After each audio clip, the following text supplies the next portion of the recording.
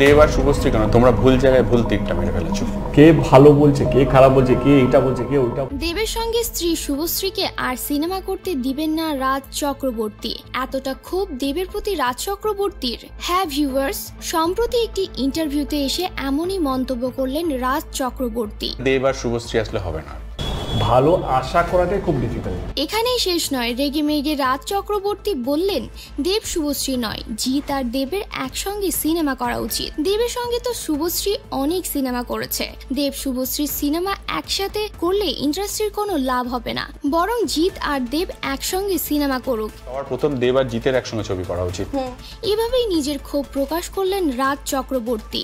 সম্প্রতি নিজের সিনেমা প্রচারের এক ইন্টারভিউতে উপস্থিত হয়েছিলেন শুভশ্রী এবং রাজ চক্রবর্তী একসঙ্গে। সেখানে সঞ্চালিকা রাজ চক্রবর্তীকে প্রশ্ন করেন, তোমার কি মনে হয় না দেব আর শুভশ্রীর আরো সুপারহিট সিনেমা আসা দরকার? তখন রাজ চক্রবর্তী বলেন, না, দেব আর শুভশ্রী নয়, বরং জিৎ আর দেবের একসঙ্গে সিনেমা করা উচিত।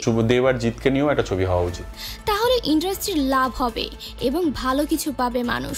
শুভশ্রী আর দেব নয়, দেব আর শুভশ্রী এবং জিৎ আর শুভশ্রী তো অনেক সিনেমা করেছে, কিন্তু দেব আর জিতের কোনো সিনেমা এখনো নেই। তাই জিৎ আর দেবের একসঙ্গে সিনেমা করা উচিত। শুভশ্রীর সাথে দেবের সিনেমা করলে কোনো লাভ হবে না। দেব আর শুভশ্রী আসলে হবে না। এভাবেই কিছুটা রেগে মেগে মিষ্টিভাবে জবাব দিলেন রাজ চক্রবর্তী। এখন প্রশ্ন উঠেছে, দেবের প্রতি এত রাগ কিসের রাজ চক্রবর্তীর? শুভশ্রীর প্রাক্তন বলেই কি? তবে রাজ চক্রবর্তীর কথা শুনে বোঝাই যাচ্ছে দেবের সঙ্গে শুভশ্রীকে কোনো সিনেমা করতে দেবেন না রাজ চক্রবর্তী। অন্যদিকে প্রাক্তনকে নিয়ে কথা বলার সময় শুভশ্রী একদম চুপ করে থাকলেন, কোনো উত্তর বা মন্তব্য করলেন না। তো ভিউয়ার্স, আপনিও কি রাজ চক্রবর্তীর সঙ্গে একমত? দেব আর শুভশ্রী কি কোনো সিনেমা করা উচিত নয়? অবশ্যই আপনাদের মূল্যবান মন্তব্য কমেন্ট করে জানাতে ভুলবেন না।